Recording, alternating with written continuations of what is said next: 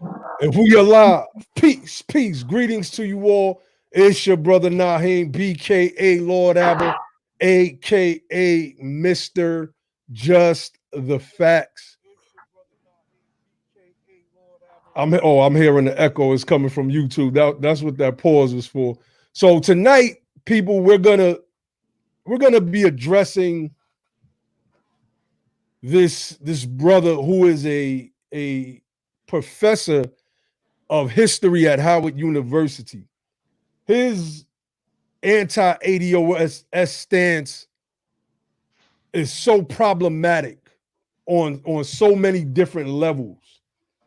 And I think that it's only right that we use him as the epitome of the type of enemies that our group has always had. And I want to start this show off by reading a quote from Booker T. Washington that really gets into the meat of what we're going to be discussing here tonight, because we have a lot of people that want to get put on. And I watch people that attack ADOS. What's that guy name with the dreads that punched the dude in his face? I can't even remember his name right now. That's how irrelevant he is. Thompson, I believe his last name is. And he started making hay for himself by attacking the ADOS movement. We just fighting for reparations, right? And the teachers of the ADOS movement, Yvette and Tone, are and were just simply pointing out how ineffective our political leadership is, and the fact that they keep trouting out celebrities to be the front men for our struggles. So they do this in a way to say, see, this Negro made it. All the rest of you are all right. And y'all know I don't like to use those words like Negro, et cetera, et cetera. I'm just kind of trying to set the stage for tonight's discussion.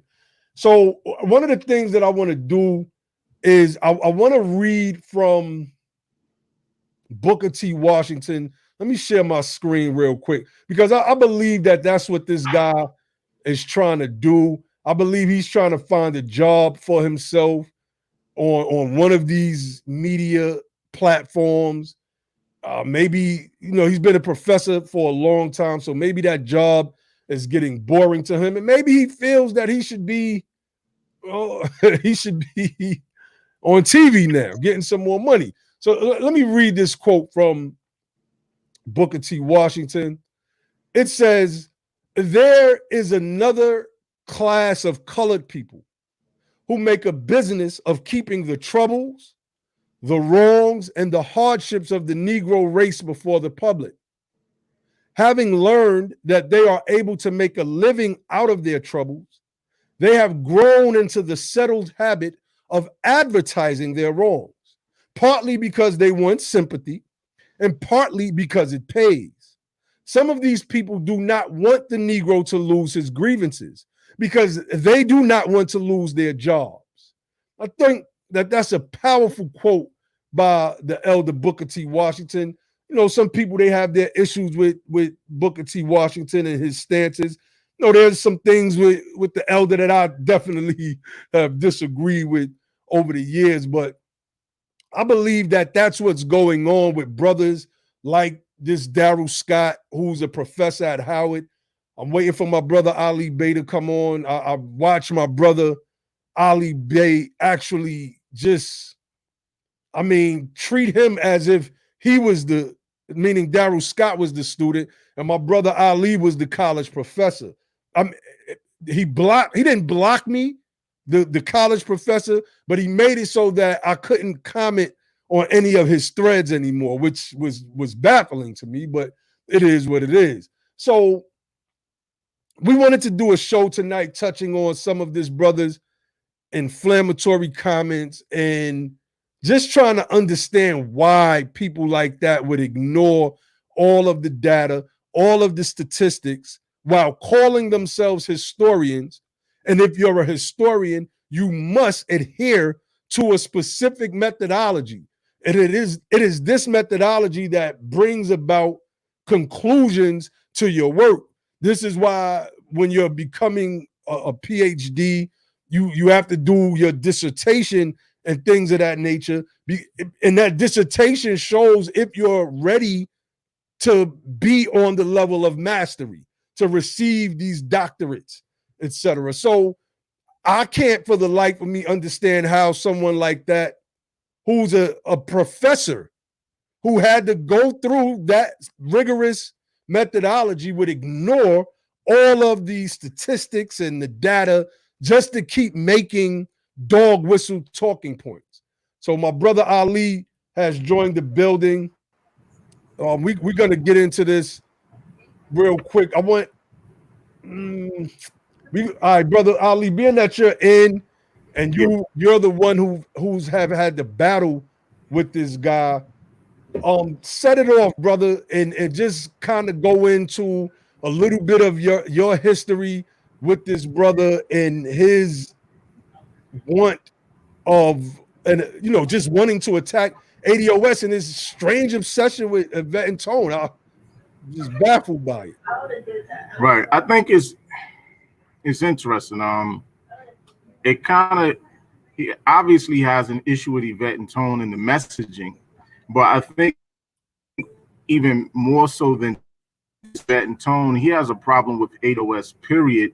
Like so many of other people who might be Afrocentrist, Pan-Africanist, whatever the case is.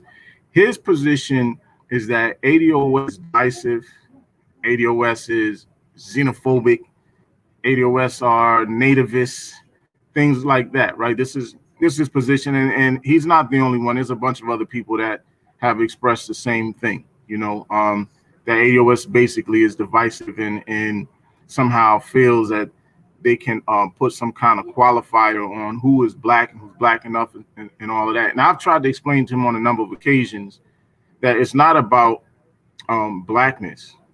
It's about the lineage. And even when ADOS were trying to tell people that this thing was about lineage, a lot of folks didn't want to hear that either. You know what I mean? That was a problem too. It's like, well, you got a bunch of people who are mixed. So how do you determine who's who and what's what? And so, as you know, and we know that the criteria was laid out on ADOS101.com website. Dr. Darity laid it out. I think Tone had did some kind of amendment to it to add like a grandparent or great grandparent or something like that as well, just to really kind of lock in on who ADOS are and who would be the rightful beneficiaries of any kind of reparative justice.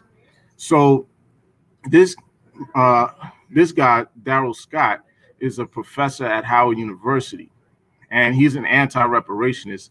He said so he's said that pretty much on a number of occasions. His words and his position is that reparations is a fool's errand. He said that a number of times. It's a fool's errand, and that he believes in order for us to get reparations, we would already have to be powerful in order to get it. In other words, we would have to already be in a position of strength in order to force the United States, or not the United States, white people. This is their thing. They think that it's about white people and that we have to somehow get white people to become sympathetic to our plight in order to make this thing happen. It's not, they don't look at it in the sense of this government owes ADOS is white people, right? And so at the end of the day, the United States to them obviously is synonymous with white people. So that's really the situation. And and so basically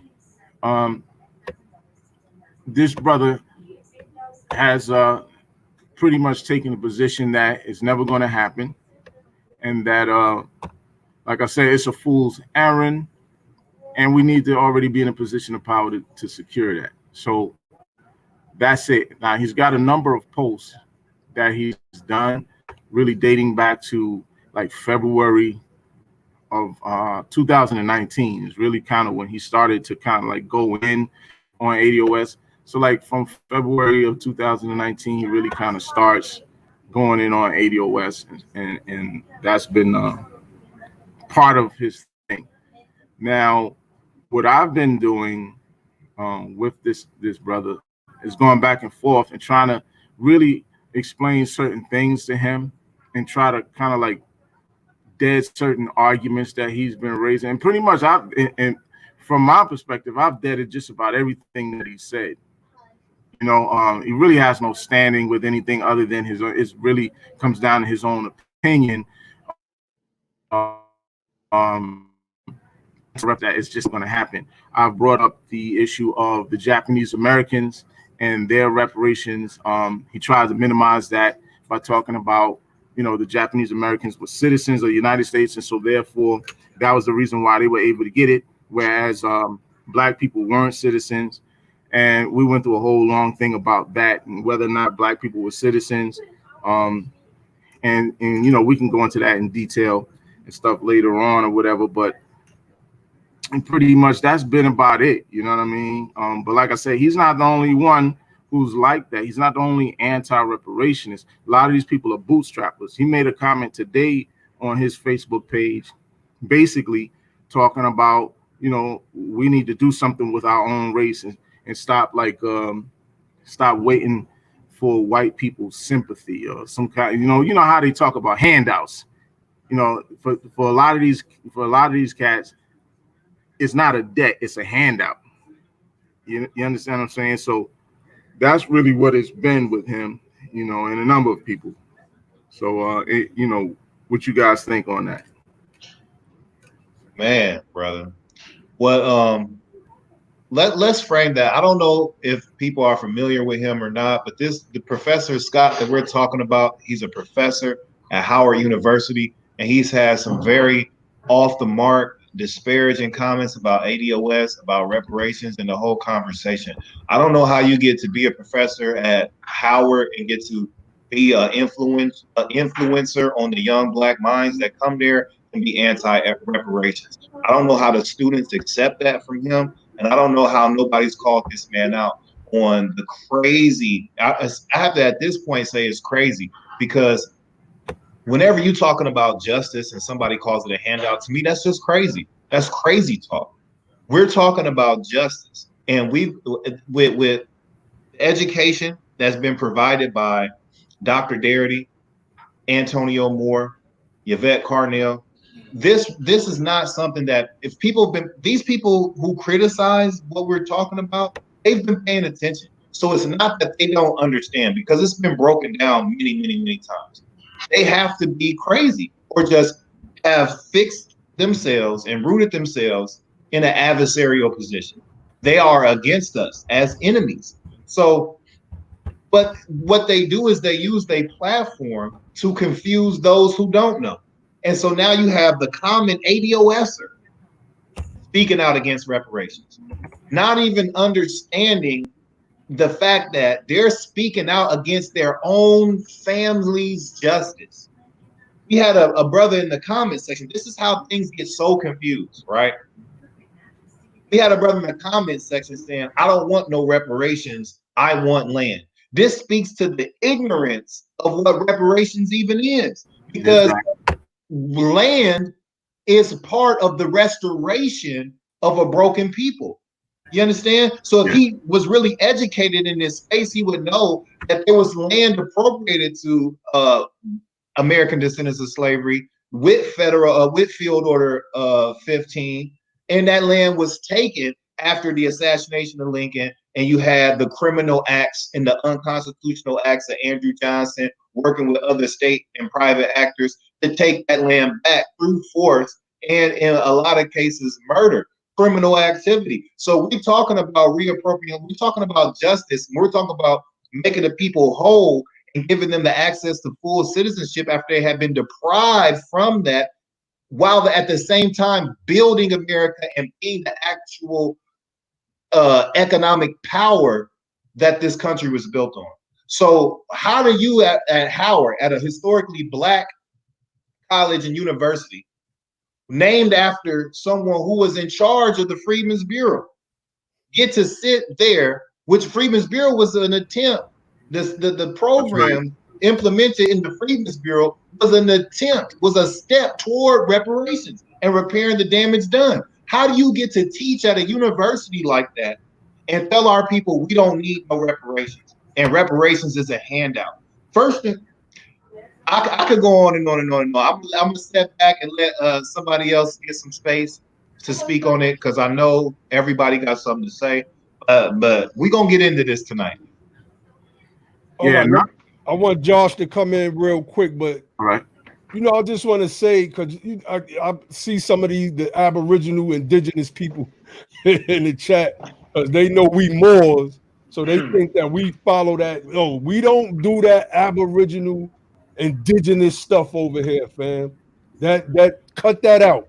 When you come over here, we are dealing with practical, real history. Number one, when we talk about the land that was stolen from us, we're talking about exactly what my brother Dr. Logic Where L just said.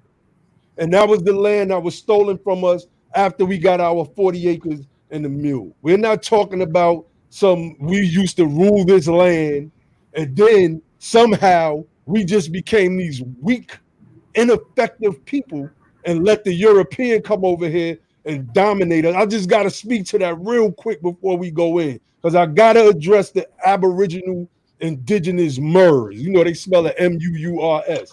I got to address them real quick.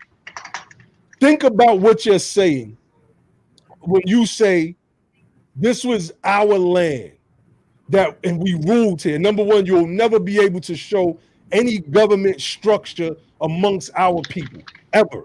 So, you know, they try to bring up the 5 civilized tribes. That wasn't us. Stop it. No matter how you try to force fit yourself into those tribes, that wasn't us. We got to be real here. But think about what you say about if this was our land, our ancestors, and these Europeans came over here really on exploratory missions and just took the land from us. We had no army. We had nothing.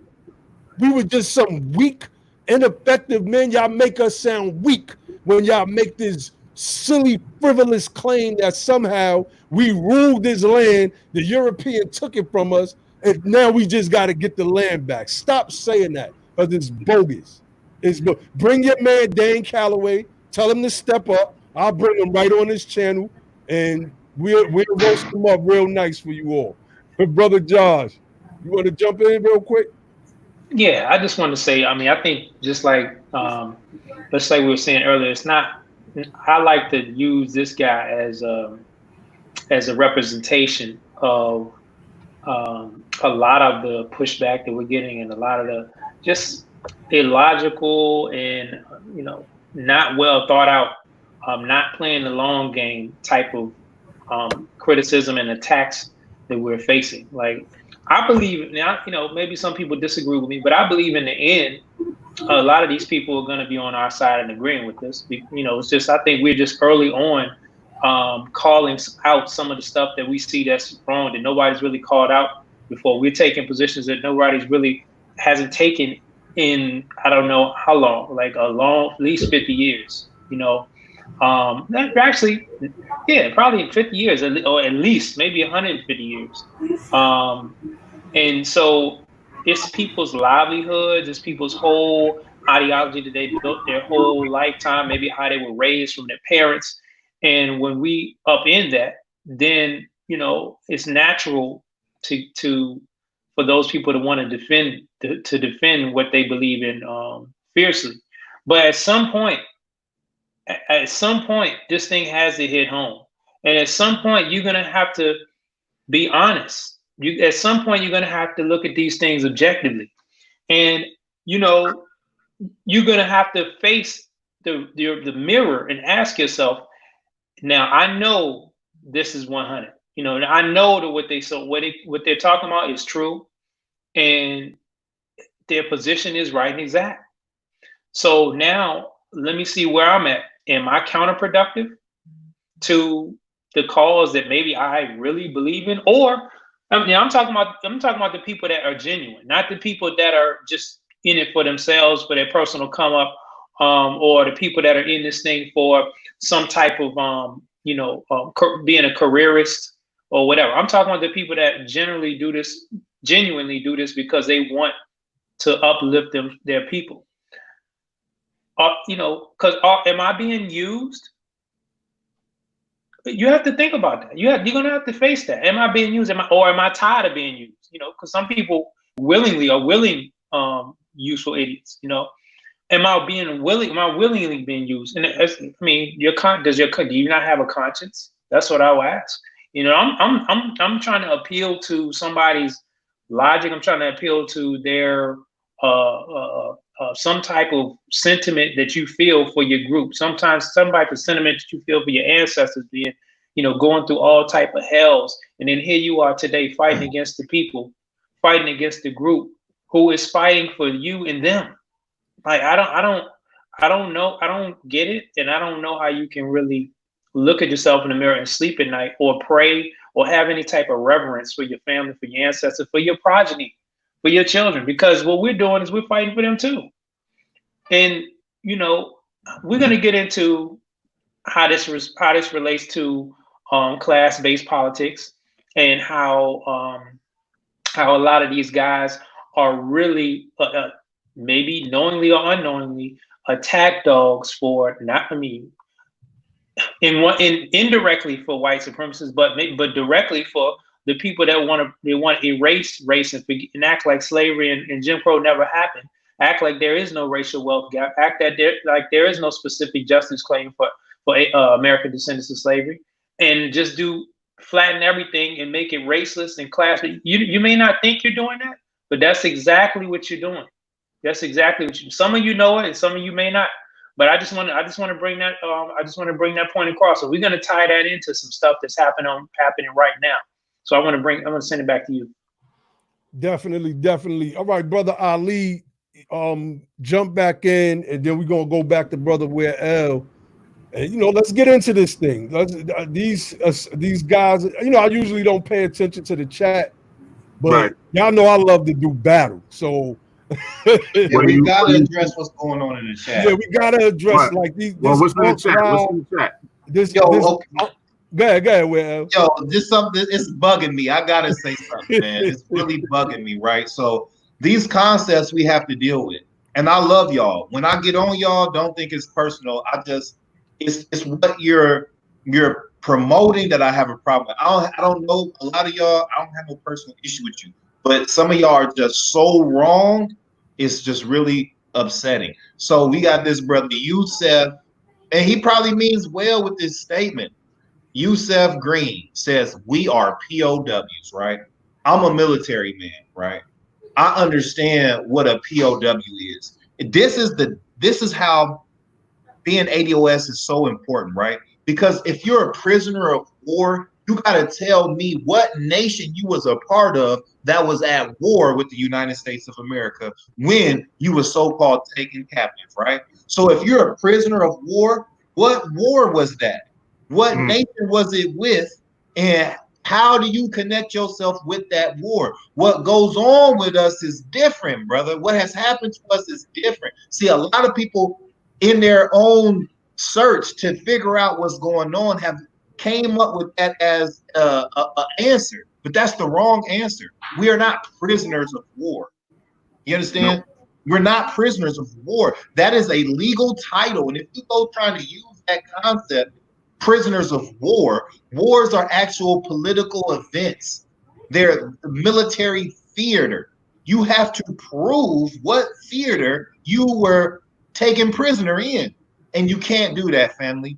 This is what's so horrific about being ADOS that people just don't understand. We are solely American because every connection to a foreign nation has been evaporated, family. You can't tell, unless you can, maybe you can tell me who your family was in Africa, who your uncles were, who your cousins were, who your great aunties were, but most of us cannot do that. And you got to tell me what war that nation was with the United States of America that benefited that. Because what people don't want to really deal with is we didn't get here by way of warfare. We got here by way of trade with our African brothers, with European individuals, not an act of war. It wasn't war. They did that willfully. That was willful trade. It was commerce, fam. So, I just want to say that. We got to stop saying that. Oh, I'm glad you did. And brother Ali, I really don't need to address this Ankh Ra 99 guy. He's just a troll coming in the chat, calling us names and talking this crazy stuff. About the silence. They just got here in the 1500s. We've been here for 50,000 years. I did it already. I got him up out of here. Okay, because who's we? See, we dealing with no specificity. Who are we? None. You know what I mean? Nope. Right. I tagged the professor in the comments, and I hit him in the inbox, told him that we were having a live discussion about some of the points that he raises regarding ADOS. He said, "Have fun with it." He's a sucker. Like let's call it. Like I gotta use my street terms. The dude is a sucker. Like you see, he's already done battle with us, people. So he knows that he can't. He's not gonna win no debate, no live debate with us because we would embarrass him out. See, it's different when you're. If you follow boxing, I like to follow boxing. So you got some cats that look so good on Instagram. They got fast hands. They hit that bag nice. But when they get in that ring, oh, man, they get beat upon. They get embarrassed. And that's what it is with people like this professor. I had a debate with, I wouldn't call it a debate with Michael Eric Dyson. He came at me. I went back at him again. He came right back at me with the same exact talking point. A vote for Biden, a non-vote for Biden is just a vote for Trump. And, he had like so many groupies come on his page and start saying, "You're just right, Mr. Dyson." But I bet you Michael Eric Dyson wouldn't get up here with us and Bill, because he wouldn't be able to get that stuff off because we would hold them to the fact. So, Brother Ali, let's go in on some of this brother's talking points and just dissect. Well, let me see. I'm on his page, so I'm gonna try to pull up some of the things. Well, look, this is to the point that you just made about voting. So hold on, let me see if I can find this one. He's made a number of comments over the like almost past 2 years.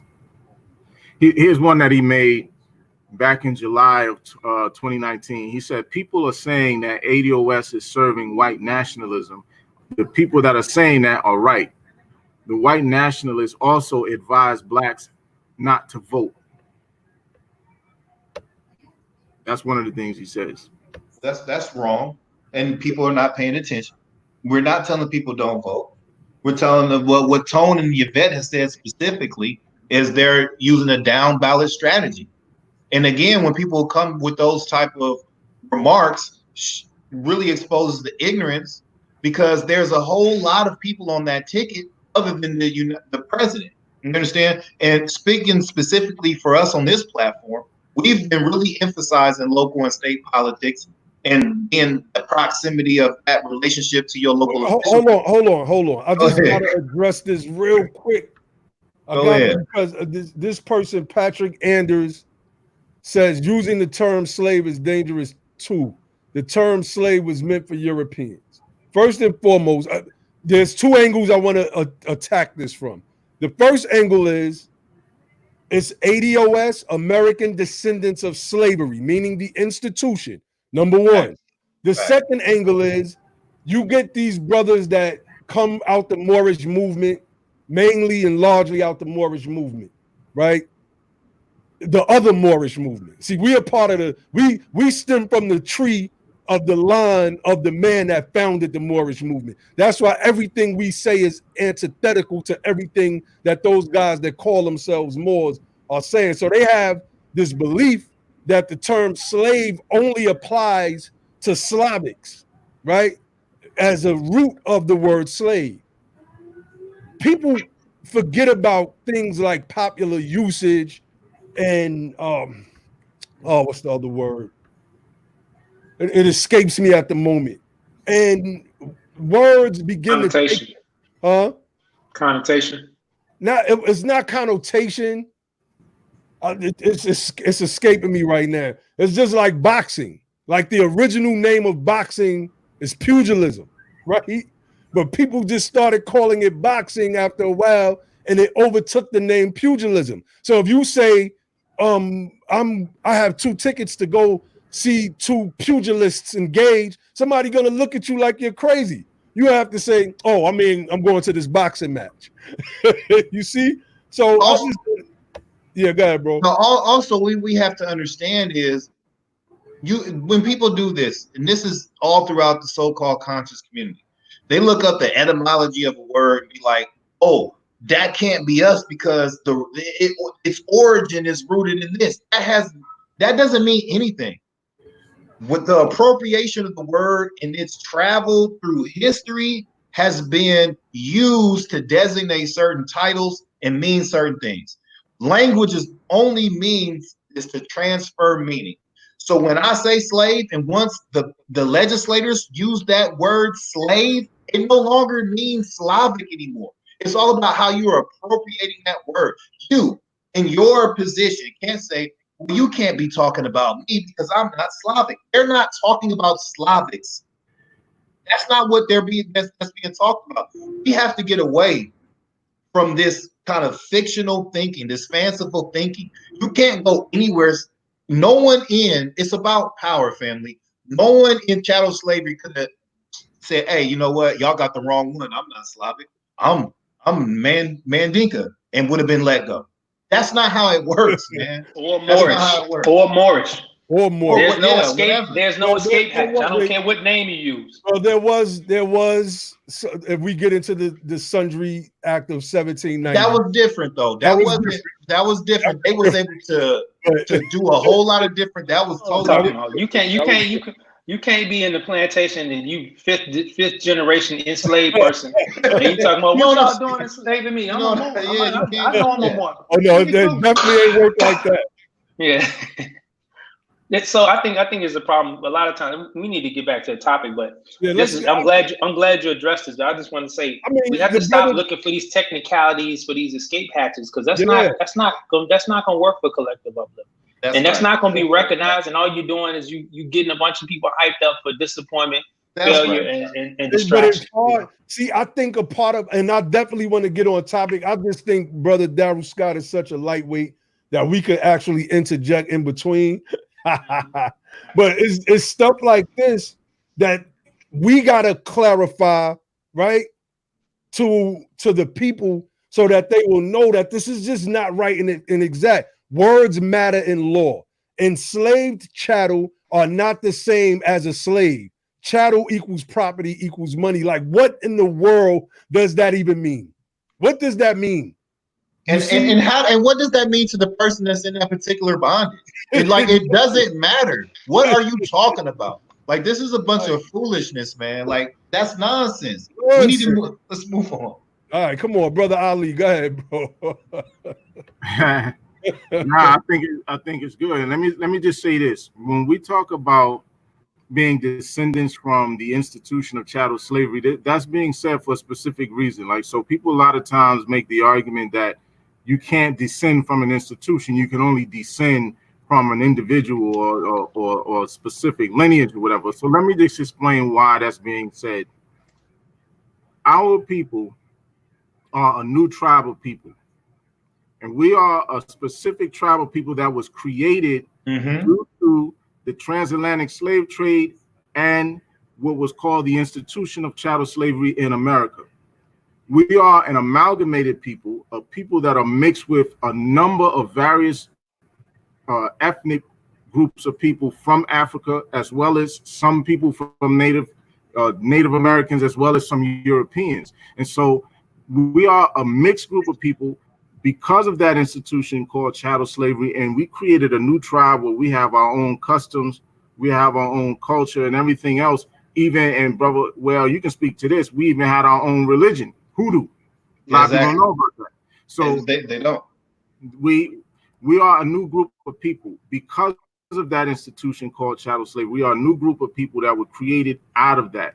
So when we talk about descendants of slavery, we're talking about that institution created a new tribe, and that tribe is us. That's what we're talking about. And so maybe you can even touch on the hoodoo piece real quick. People might not know about it. Absolutely. A lot of people don't even understand that concept that you're talking about with this new tribe, and how we had to just basically create something new. So hoodoo, out of whatever we could salvage, we created something totally new with it by putting it in whatever we could put together. So it's a culmination of things. So hoodoo basically was ancestral worship and what is known today as like black folk magic, that we was able to, bits and pieces that we was able to save and salvage and kind of hide and practice spirituality with. I mean, it's deep, and we'll have to go into another piece for that. But I'm glad you brought that up, and a lot of that can be seen in, you know, the way we practice different forms of Christianity, Catholicism, and all of that. People always ask, what makes Black folks' church different? They got a different feel and a different spirituality, and they do things different in the Black church. That's because of the things that ADOS was able to salvage from their experience through slavery, leaning on their ancestors for power and salvation. And they had to hide it in what the slave master would let them do and practice, and that was his form of religion, which was either Christianity, Protestantism, or, you know, various other forms of European religions.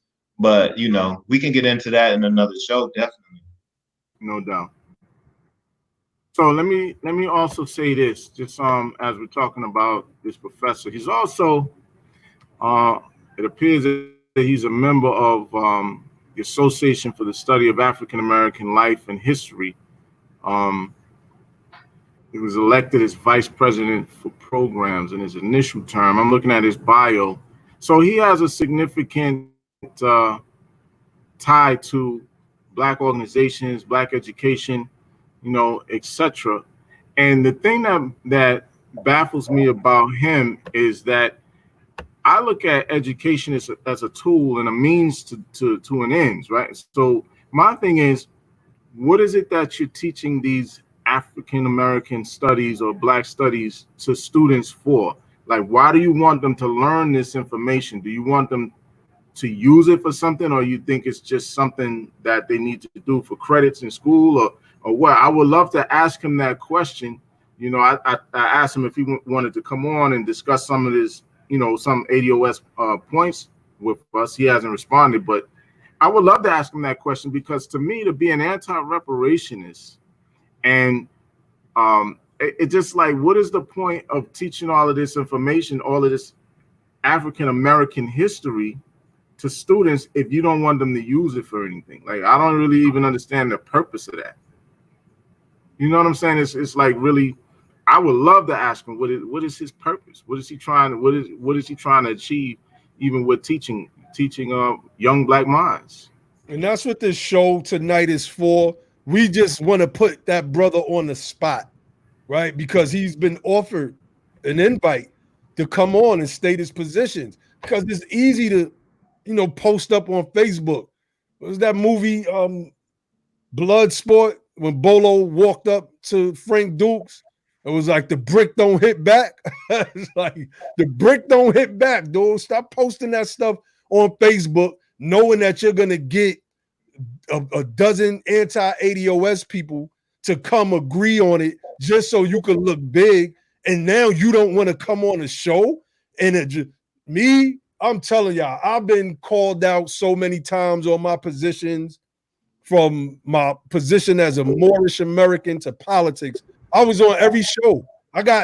Was on a show 50 questions to ask Lord Abba. I stood, by the time the 30th question came through, they gave up. They said, all right, you got it, man. You got it. So I don't understand how a professor doesn't want to come, after making those posts that he makes, and it's like, you don't want to be embarrassed. Just it is what it is. You don't want to be embarrassed, and you just want to keep blowing a specific type of dog whistle until you could get recognized by the people that will put you on MSNBC or Roland Martin or some of those other platforms that's ran by boule elite, quote unquote, blacks. And that's big. I think that's what he's doing it for. I think he's just a clout chaser. Just a clout chaser. Do we have the screenshots available today? There's some in the inbox, but I'm trying to pull out some of this stuff live from off of his page now. But there are definitely like two of the main ones that I wanted to touch on in the inbox. Put them in there like the day before yesterday. So let me just because while you're looking for that, we gotta frame it, because there's a lot of things that I've seen in the past several months that have been consistent with this so-called anti-reparations opposition that we're getting, and it really doesn't make any sense. And oftentimes it's coming from ADOS people, but I think it's being fueled by immigrants, right? Yes. And people be like, oh, well, what's your problem with immigrants? One of my people that I know from back home is in a group that's titled ADOS is trash. And I don't think you understand what you're saying or what you're even taking a part of when you join a group like that. When you're saying the American descendants of slavery are trash, you're talking about your own people. You're talking about your great grandmas and uncles and cousins and fathers who built this country, who died, who dealt with the most horrific domestic terrorism in recorded history. And we still dealing with that today. I don't understand how you get so confused and so hoodwinked and bamboozled that you get on that side. We're going to explain tonight what the ADOS position is. We are not against immigration or immigrants, but what we are going to say is, when we're talking about civil rights in this country and fighting for justice, the immigrants do not get to come over here and step over the foundation of Black Americans in this country, because it was the work of our ancestors that built an environment desirable for you to come over here in the first place. If y'all, nobody wanted, we're going to get into the data. I got a screen share pulled up, ready to get into the data.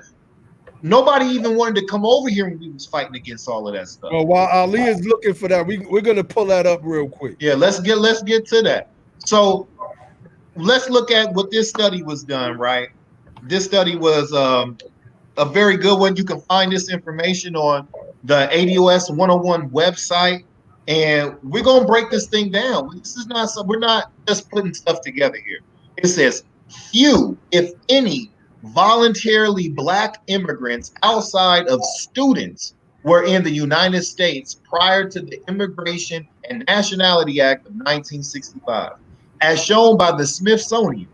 Before 1965, Black people of foreign birth residing in the United States were nearly invisible. According to the 1960 census, the percentage of the population was to the right of the decimal point. Importantly, this pre-1965 group of Black immigrants mostly originated from the Caribbean, and we're going to get into the Caribbean aspect of it here in a minute. And as such, would have their own particular claims to make against European nations for their harms they suffered based on the slavery instituted within their Caribbean country of origin. Reparations for American chattel slavery would exclude Black immigrant populations that voluntarily migrated to America, which since 1980 have undergone an unprecedentedly sharp expansion, increasing from 816,000 in 1980 to 4.2 million as of 2016. So this last sentence is what the opposition really has a problem with.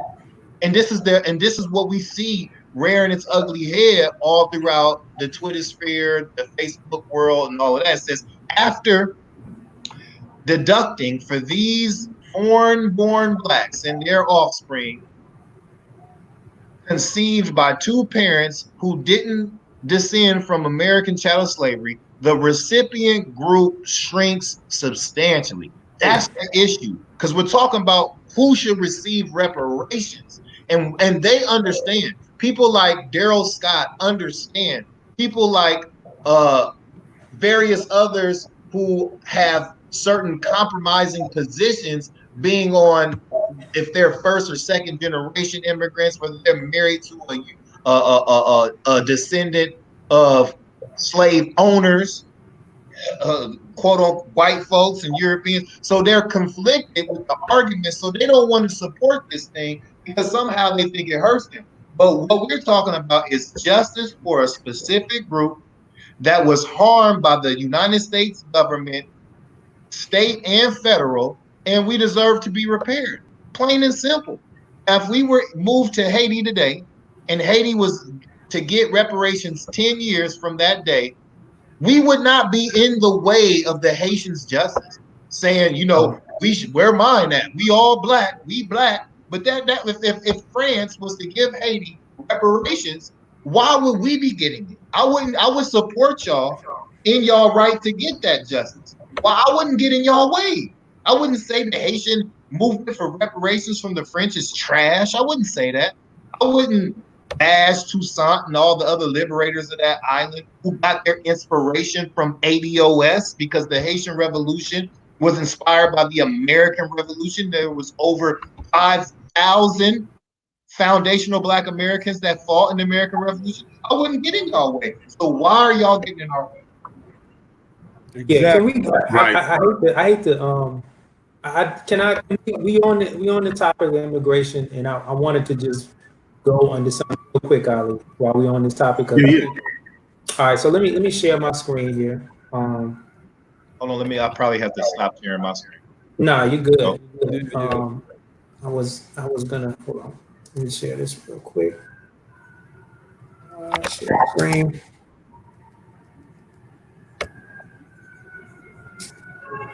Okay.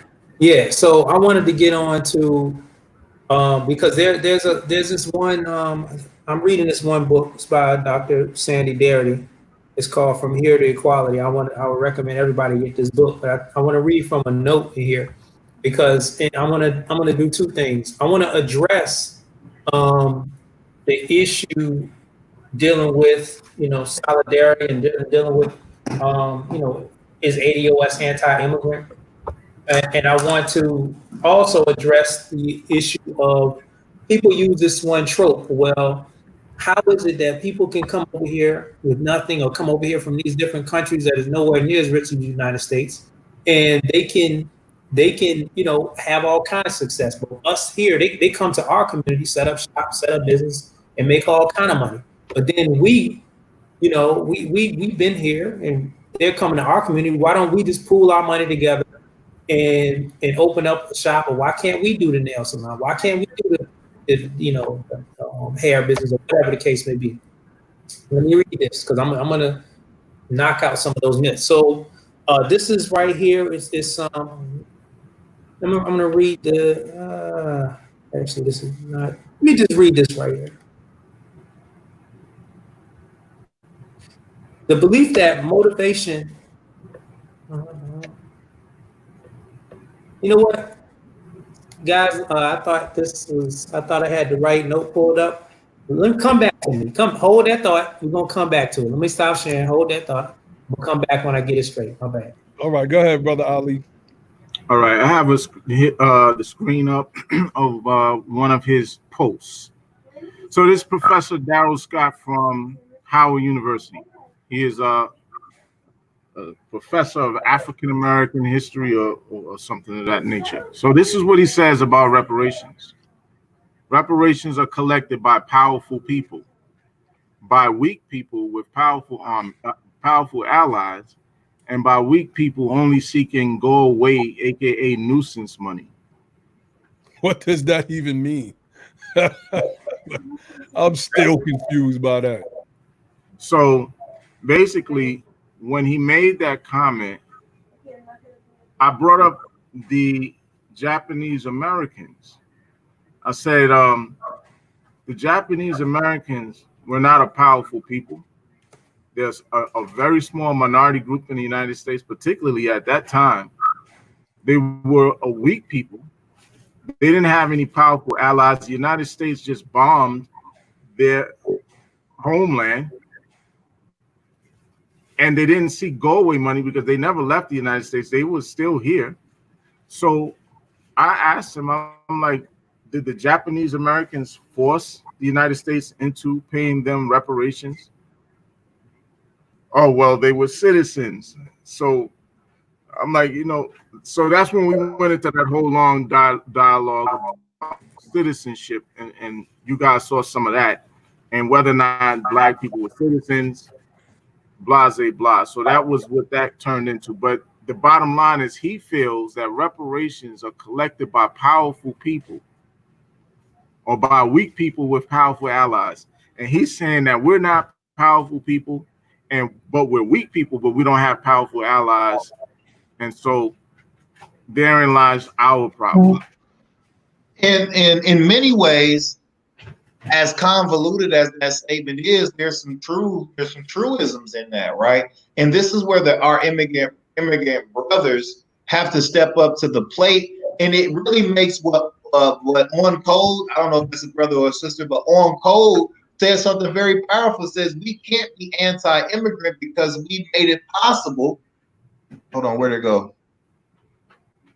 Yeah, we made it possible for them to come over here. Yeah. Basically, we made it possible for them to come here and be successful, because you got to understand, civil rights there was no constitutional language for civil rights before ADOS started doing what it was doing, liberating ourselves in America, civil rights activism in America, and then you get the Civil Rights Act of 1866, right? So that's the first time civil rights was even mentioned in the Constitution as a term. There was no civil rights before then. So then we did another civil rights movement in 1960s. We just read the data that showed you most immigrants wasn't even coming over here prior to that time. So we created the space for y'all to come over and be successful. And then y'all come over here and want to tell us we not working hard. I make that make sense. You get to come from places like Trinidad, I believe, and other places in many other countries, I believe Cuba as well. You get free medical school. You go to medical school for free, and you get kind of government funded education, and then you get to come over here and access civil rights and tell us we didn't work hard enough. We don't have that. And what we built was civil rights for you, though. So you don't get to come over here and tell us we haven't worked hard enough. I always tell people when they say stuff like that, I always tell people no one has worked harder in this country than ADOS. Nobody's worked harder in this country than ADOS. So they need to just stop that nonsense, man. That's foolishness. The labor, the forced labor, the degree, the level, and the degree of the labor that our people were forced to go through is unmatched. So I don't know why, and it's well documented. So I don't know why anybody would take the position that our people are lazy, man. We built the whole thing. So I don't really understand that. Don't get it at all. What does that comment say? True blacks are the black man's ally. Yeah. I got the clip, the piece that I wanted to share. Okay. I'm going to tie this into a whole bunch of different things. I'm going to tie this into a conversation we were having earlier, or I don't know if it was yesterday or earlier, Ali. Take your share screen off, Ali. Oh yeah. See. Okay. So this right here, again, this is kind of dispel here how they taking over. We should do our own thing. Okay, it says economists and others seeking to understand the model minority phenomenon have fixated on the exceptionally high rates of self-employment among Korean Americans.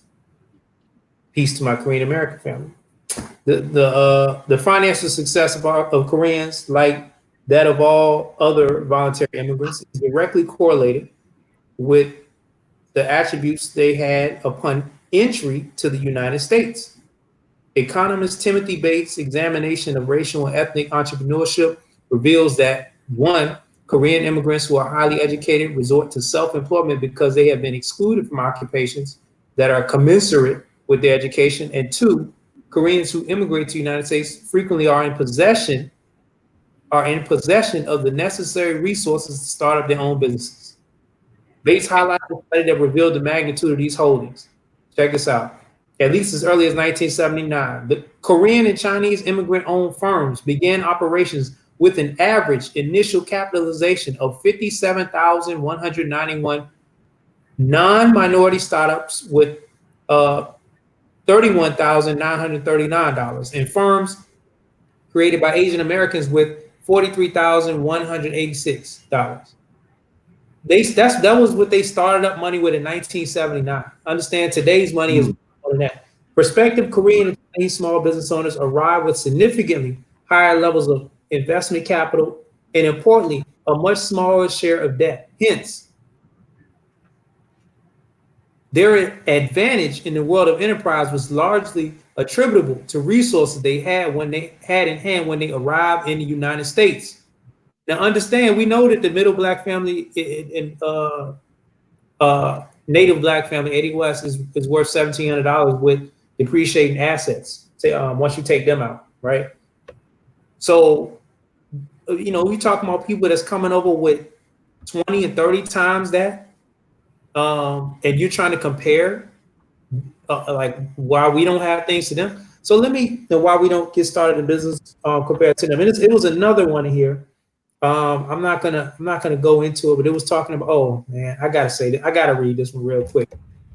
It says, a 2004 newspaper article extolled the business acumen of two Brazilian immigrants, Raquel Siqueira and Rosana Silva, who had established a thriving cheese-flavored pastry distributorship in Durham, North Carolina.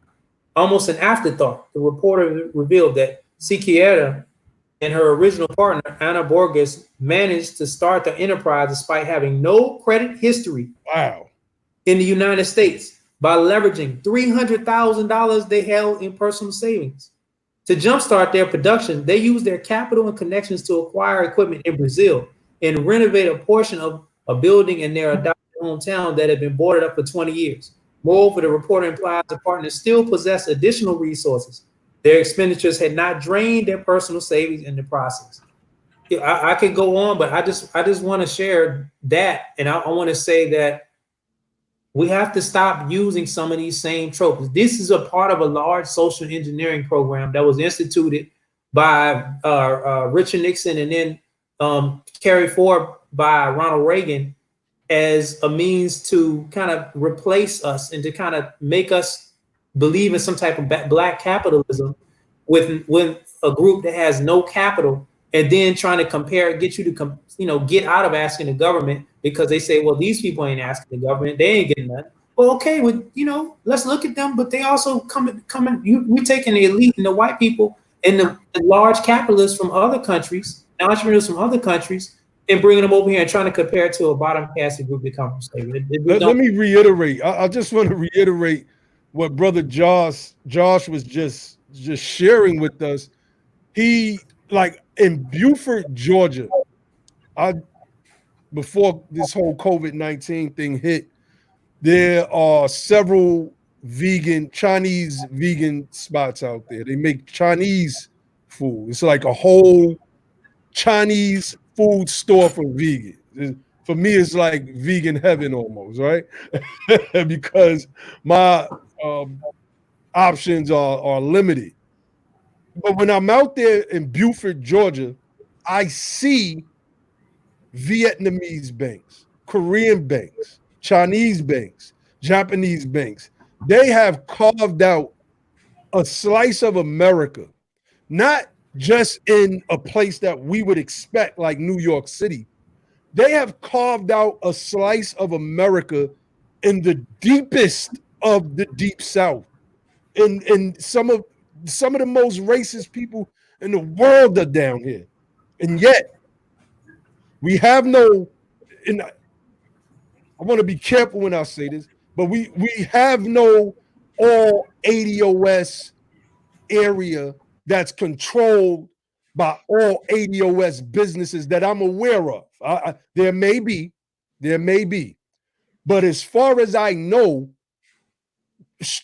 and being from New York, visiting Chinatown on several occasions, just going up there for whatever reasons back in the days when I was younger, there was no ADOS spots like that anywhere. And they have that from New York all the way down to Georgia that I know about.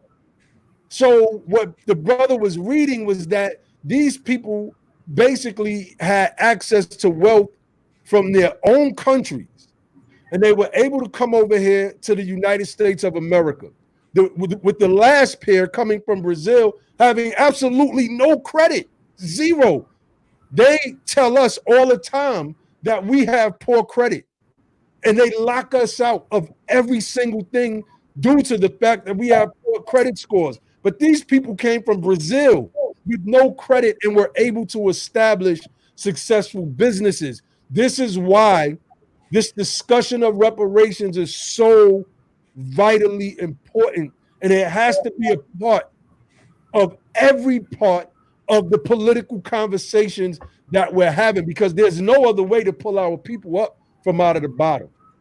Yeah, I want to just show, I want to juxtapose what we just talked about real quick with a conversation we was having on Facebook that I was telling you about. Here, I got it up right here.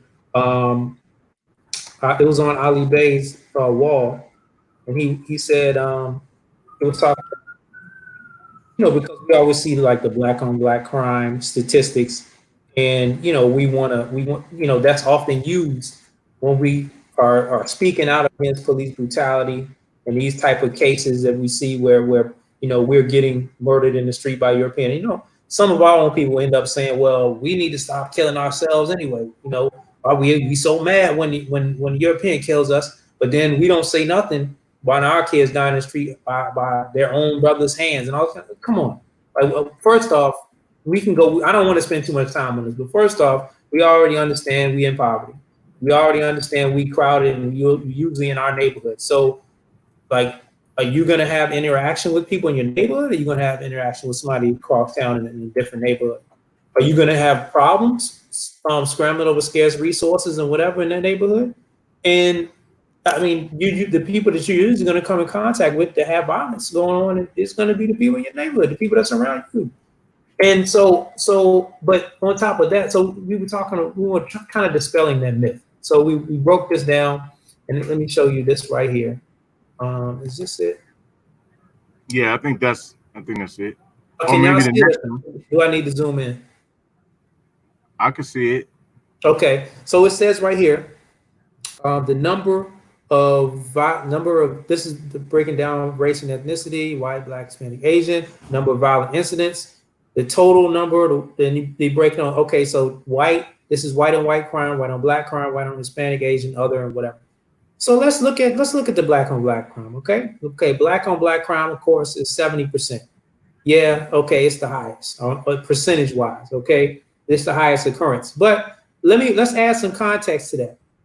Are our neighborhoods primarily where we live? Is that an integrated neighborhood, or are we mostly segregated through a history of redlining and these type of practices? Are we a group where we 13% of the population, we got 13% of the wealth?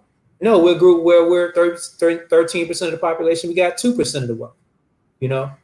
So, or maybe less. I don't know what it is now with this COVID stuff and this next collapse that we're dealing with.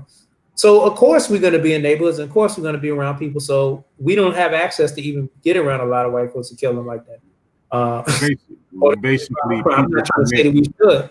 I'm just bringing up obvious things that should happen. So, let's look at this real quick. Asian American, who was the highest percentage people that they killing? So any group killing another group, the highest is Asian American killing black folks. Because you look at black folks killing white folks, 10%. That's really very troubling. For those that can't see that graph really clear, I mean, Asian Americans kill our people at 27.5%, which is almost more than every other group besides Hispanics. Oh yeah, Hispanic. Okay. Well, no, on that chart. Okay, no, not on. I'm looking at the wrong chart. But that's interesting. You know, outside of our own wars and things that we have going on, I think that's really, really interesting. And let's look at the flip side of it, right? Mm-hmm. The flip side of it. Black on Asian crime is less than. This is what I was trying to get at. It's less. Whoa. It's not even 1%. It's in 0.1%, which means. Wait a minute. Hold on. Asians are killing our people at 27.5%. We are killing Asians at 0.11%. No, that's less than 0.1. So it might be 0.099 or less. That's what that's saying. Oh, that's what that means. Wow. Less than 1/10 of 1%. Wow. So the 1/10 of 1% of the violent crimes we committed are against Asian folks. So how is that not roughly 27.5% of the violent crimes they committed is against us? I don't know. I don't know, man. Wow, that's it shows why these conversations are needed. And yeah, I mean, jump in, bros. Ali. I just want to add one more thing real quick. I just want to say that, and excuse me, brother. I know I've been talking a minute, but it's so good. Hit me. Like, everybody feel like that it's the American way to feel like they can do whatever they want to ADOS people, because that's how it's always been. Like, that's how it's always been. You know, everybody feel like that. It is the American way. Is part of like an American right or some type of even path to whiteness. I don't know. What do y'all think on that? I mean, what I see about that is there needs a. I love that data. I love that raw data, and it gets real specific, and we can start really seeing what's going on in a more detailed way.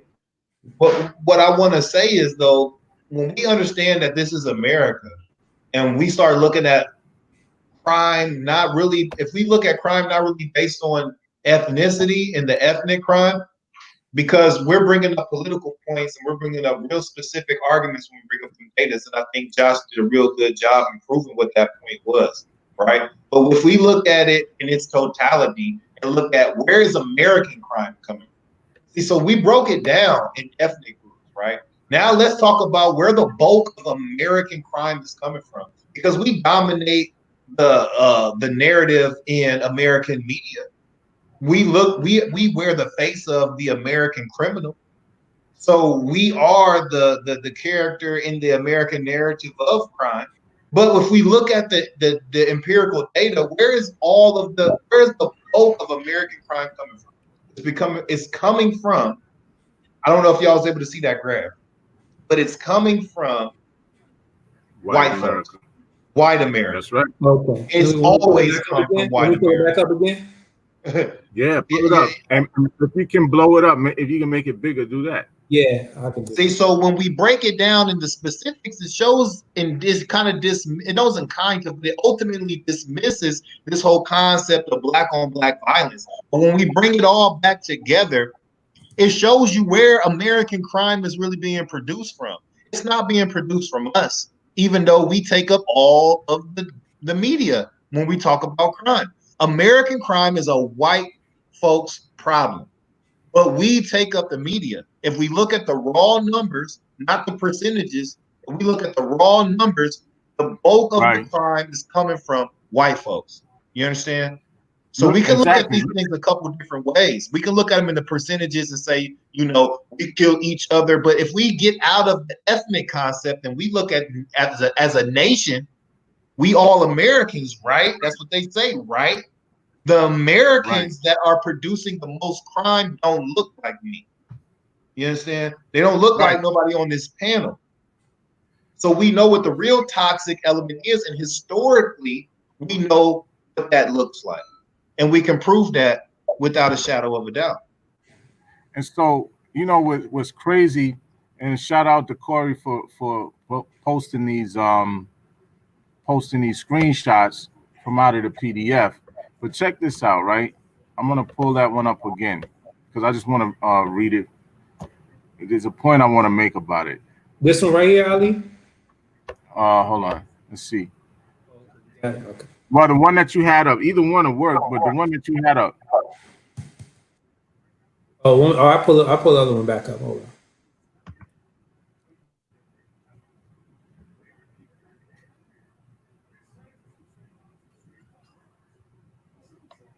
So yeah, I just want to stress real quick, people, that all of this is a part of one conversation. It is a like a string, a thread that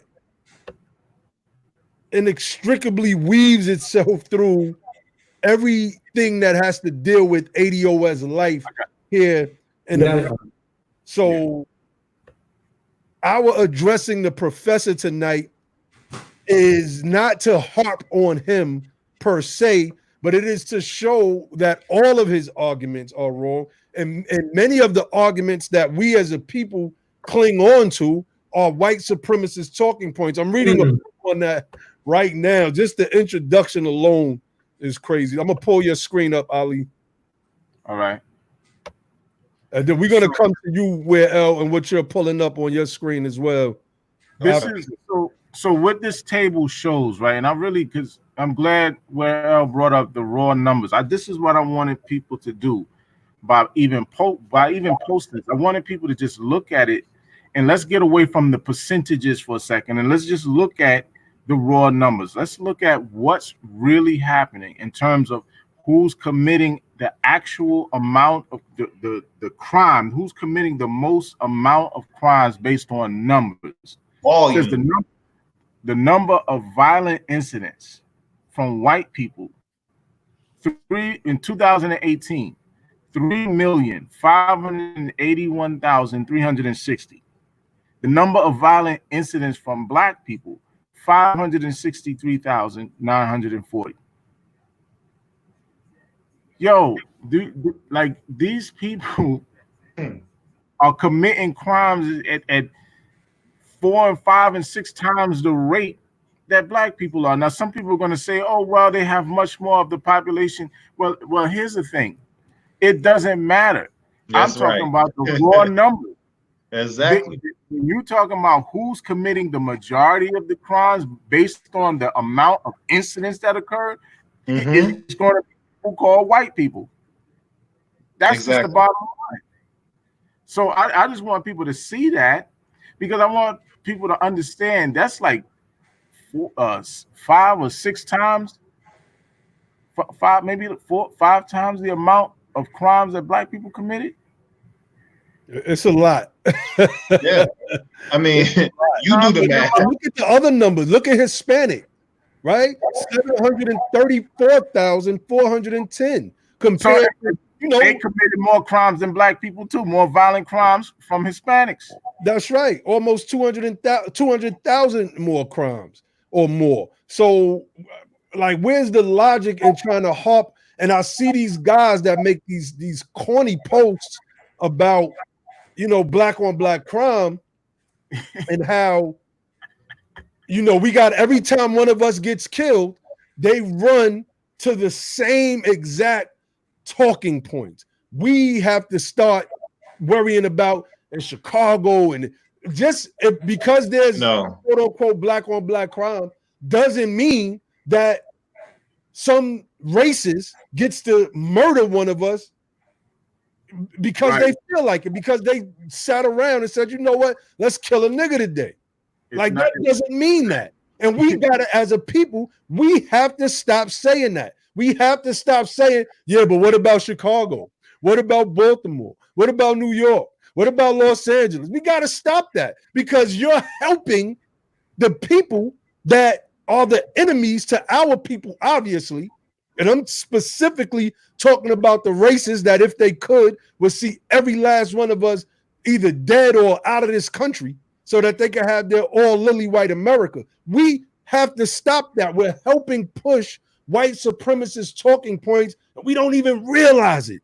That's the craziest thing that's going on right now, but we're going to help y'all realize it. We're going to call every last one of y'all out on it. It is what it is. Where L, I'm gonna pull your screen up, brother. Yo, so this was going back to what Ali was saying a little while ago about how, that, and I think Josh was talking about it as well, about the pure birth of the chattel slavery. And then looking at some of the comments, and it was talking about chattel slavery equals property. But I think the sister Jacqueline Jackson was saying that. I don't see how that gets us away from the concept of reparations and the debt that's owed. So Dr. Darity, Antonio Moore have put together this roadmap to reparations, and they spoke to that, the valuation of that particular aspect of the conversation very specifically. They say the market price of the average slave was roughly equal to the price of a house using relative earnings. A single slave worth $400 in 1850 would today be worth $195,000. That's heavy, right? $195,000. As Professor Sandy Darity Jr., a leading economist and premier scholar in the area of American reparations, and Professor Dania Frank have illustrated using the work of Fader, Galloway, and Killingham the gains in wealth to white Southerners from ownership of blacks. This is what we're talking about. The gains in wealth to white Southerners from ownership of blacks in 1859 to $1 million. In today's dollars, the value of that debt is estimated to be somewhere between $5 to $10 trillion, people. Wow. Depending on the interest rate used for compounding purposes. Economist Larry Neal of the University of Illinois calculated an even more specific number looking just at wages. His research indicated that between the years of 1620 and 1840, minus the cost of maintenance, medical, food, housing, etc., descendants of slaves in America were owed $1.4 trillion using a interest rate of 5%, which is modest. That's a total of $8.4 trillion in today's money, just in lost wages alone. Just in lost wages. Like, that is such a powerful piece. And I urge everyone to go to ADOS101.com. I mean, when you're looking at the fact that the number, when it says his research indicated that between the years of 1620 and 1840, minus the cost of maintenance, medical, food, housing, the descendants of slaves in America were owed $1.4 trillion. I mean, that's crazy. That's they're not even talking about up until the 1900s. Like, he stopped at 1840. 1840. Slavery ends in 1865. It's abolished, right? These numbers officially it ends. Officially. So, because unofficially we already know it. Yeah, read that book, man. What called it? Neo-slavery with Jim. Oh yeah, neo-slavery was a real thing. They mentioned that in the chat group. They keep bringing up the black codes, and I think people bring up black codes and don't even really understand the history of how that even came about and the tragedy that was the ADOS legacy that paid the cost and was, the collateral for the black codes. But if we can, I just want to read this other piece speaking on, you understand, the sheer magnitude of wealth that black bodies in America that ended up producing the most wealthy and economically rich and powerful country in the world were. And it really speaks to the ignorance, and I don't mean that in a disrespectful way, but really in the literal sense of the lack of understanding and knowledge of what slavery was as an institution, and not looking at it as white people owning black bodies, right? Not just slavery or being descendants of slaves. We're talking about an institution, right, that built American capitalism. America would not have been a player in the capitalist world without the institution of slavery. So another great little excerpt from this piece. Everybody, again, on ADOS 101, Roadmap to Reparations, it says, all too often we forget what slavery was as an institution. Slavery, it must be understood, served as the foundational pillar of American free market capitalism and was essential in shaping our core beliefs and attitudes about the economic system. It was one man using governmental leverage, governmental legal advantage expressed through race. Listen to this, people. It was one man using governmental legal advantage expressed through race. This right here is the basis for our justice claim. To not only lock another man out of free trade, but also force him to be the very commodity which was to be traded under the most horrific conditions imaginable. Sheesh. Moreover, yo, that's heavy enough right there. I'm not even going to read the rest of that. Y'all need to go to the website. I was going to read the rest of that, but I'm going to stop sharing that. I'm not even going to read the rest of that. Go to the ADOS 101 website under the link Roadmap to Reparations and get that education for yourself, people. It's serious. We're not playing. That's right. Yeah. Brother Ali. Yo. Was there anything else you wanted to share from the professor? I mean, that he has said so much over the past 2 years just about, it's just really, it's crazy.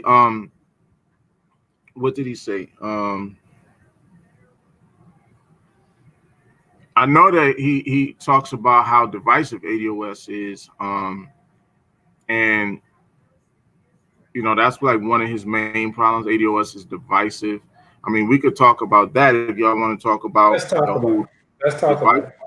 Because basically we're using him to dispel some of these crazy things that they charging us with that don't make no sense. That's right. Talk about it.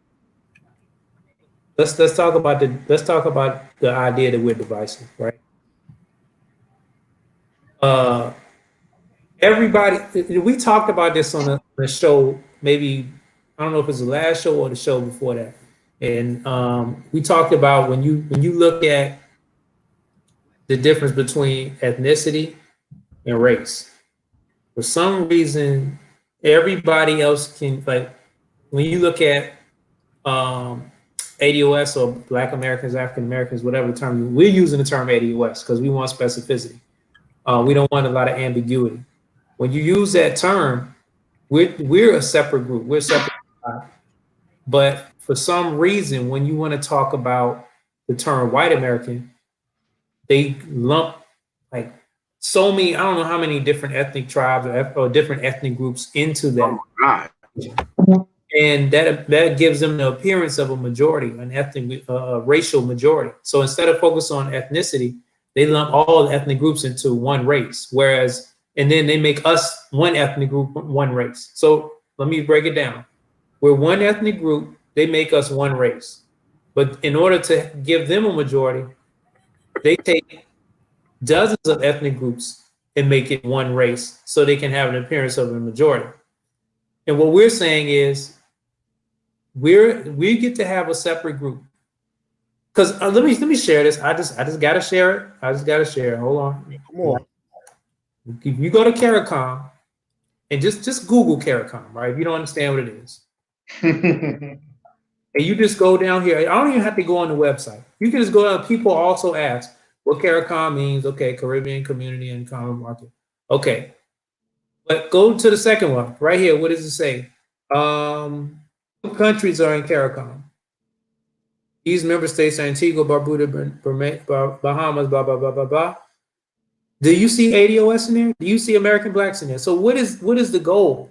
They're trying to get reparations. They're trying to get, reparations for slavery and this type of stuff. Are we included in there? No. Is that divisive? Of course it's divisive. You have to divide because you have to discern between who has a legit claim and who does not. But I don't see that being problematic. On board with these nations getting their reparative justice 1,000%. Okay, and every other group. And when they come to America, I would expect that they on board with us, because guess what? It's never gonna. It's not. I will say it's not going to happen for them until it happens for America. Until America gives us our justice. And how? Like, why are you trying to block us in from getting our justice, or try to co-opt and try to weasel your way in there just because the linguistics you're using the term black? No, it's not about reparations for black people. It's reparations for American descendants of slavery. We get ours. We don't, no doubt you will get yours, because no other nation will be. America is the leader. So when America does things, other nations follow. So I wanted to say that, and I got some more, but I don't want to take up too much of the time. I'll stop my show. Yeah, go ahead, Ali. Jump into that, bro, about this whole being divisive thing. Well, I've done something very interesting with that particular part of the conversation. I've actually used the Bible to speak to the vision of man. The division of man. The division of man. I said, doesn't the Quran say, and God made us into separate nations so that we may know one another? God created. He said Allah created a man to nations and tribes. Nations and tribes, so that they may know one another. That's what it says in the Quran. That's what it says in the Quran. The Bible has a whole table of nations in Genesis. They sure do. And so it's talking about in the table of nations, it's talking about the division of man. So I said division is divine. You got to embrace division because it's divine. Amen. That's right. And inclusion is confusion. Division is divine, and inclusion is confusion. What I see is not really a problem with divisiveness. When I hear this, usually when I hear people talking about divisiveness, it's hustle talk. They think that they talking to some silly people that they can con or they can hustle. We talk about being specific. We do not have an issue. Antonio Moore, Dr. Darity, Yvette, if I can speak for what I've understand that their message was, and for what every other ADOSer has been promoting for the last few years, we are not against building a coalition centered around common interests with people from around the world. We don't have no problem with that. We're not divisive in that way. We're not divisive in any way. But what we are is specific when it comes to our own justice claim and what we deserve and honoring our own ancestors. I think any respectable and honorable person will understand that. I don't see any Black Americans going to Brazil and saying, you know what, we need reparations from Portugal, from what the Portuguese have done to the Brazilians because we all Black. That doesn't make any sense. You understand? So when we talk about this being divisive, we're not divisive. You know who's divisive? The same people that say we divisive. The Puerto Ricans, who say that they Black, but then they can go wave the Puerto Rican flag and have Puerto Rican Day, and it's not Black Day. If it's all the same thing, what you dividing it for? You know who else divisive? You got the Dominicans, who they want to be Black when it suits them, but they Dominican, and when they go to speaking Spanish, and they Dominican, they from the island and all of that. The Africans don't even have a concept, which is of what Blackness is, till they come to America. That's even from Lupita Nyong'o's own person. She didn't even know what Blackness was. So that even invokes Marcus Garvey. And I'm going to bring it in. They're going to be like, I can't believe he's going to talk about Marcus Garvey. I love Marcus Garvey as a man, as a courageous individual. I love Marcus Garvey. I was raised on the philosophies and opinions of Marcus Garvey. But when we're talking about the specificity of the ADOS justice claim, I'm not talking about Marcus Garvey. You understand? And what we have to understand is that Marcus Garvey wasn't Black. Listen to what I'm telling you. Marcus Garvey wasn't Black. Marcus Garvey was Jamaican. If you go and look at Marcus Garvey's rhetoric and his language, where is he talking about the Black man? Where is he talking about Blackness? He's talking about did he found the Universal Black Improvement Association, or was it the Negro Improvement Association? Was he having a back to black movement or a back to Africa movement? Woo. He wasn't talking about no blackness. He was talking about being African. My bro's preaching tonight. You understand? He wasn't talking about this stuff that y'all talking about today. That's all I'm saying. I love Marcus Garvey, but when we get caught up in that trick bag of flat blackness and think that that is really something, and that was created to trick us in the first place. There's nothing wrong with specificity. Right. I don't have a problem with somebody understanding that they're Jamaican and really honoring and cherishing the contributions that Jamaicans have brought to the world, or whatever you may come from.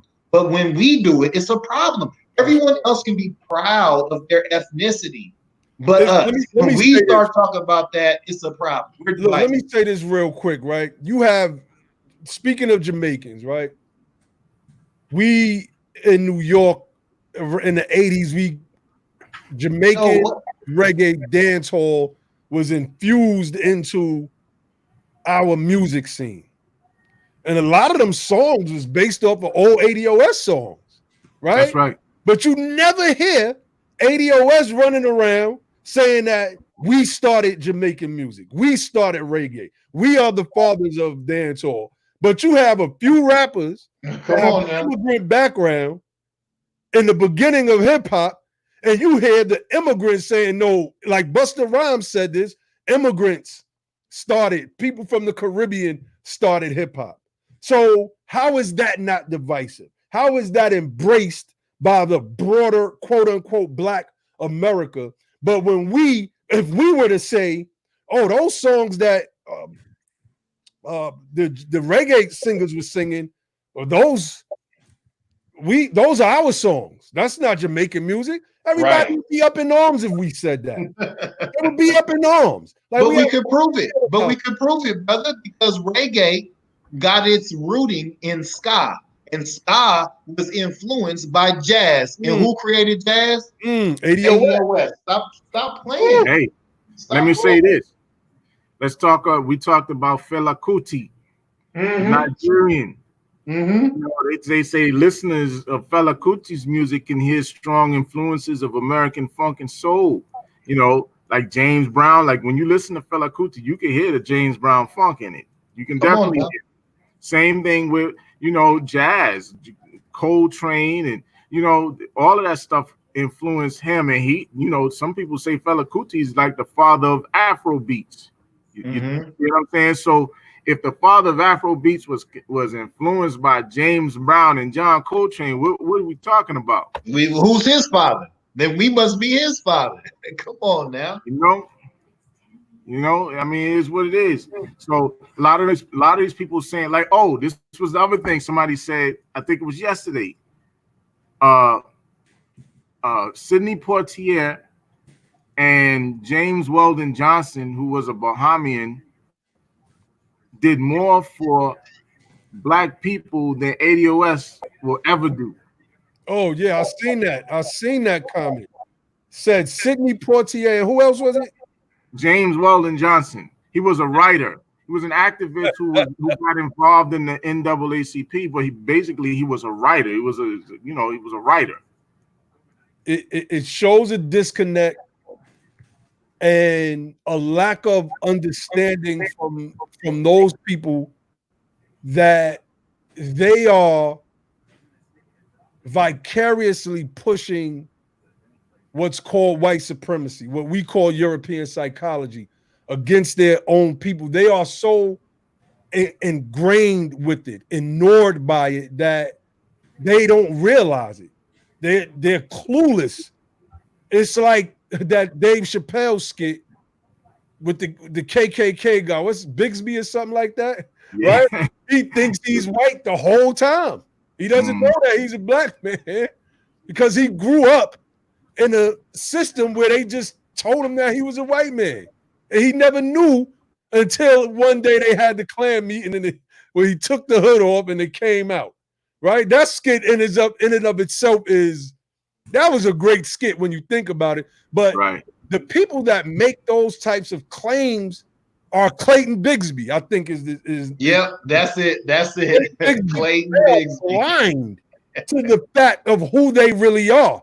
And they are repeating the things that they have been fed to them for year after year after year. It has just been embedded in their minds, and to them, they think that is right. I mean, let's look at this. Look, Brother Abba, can you please pull up this comment from Shimsmu Patah Aman?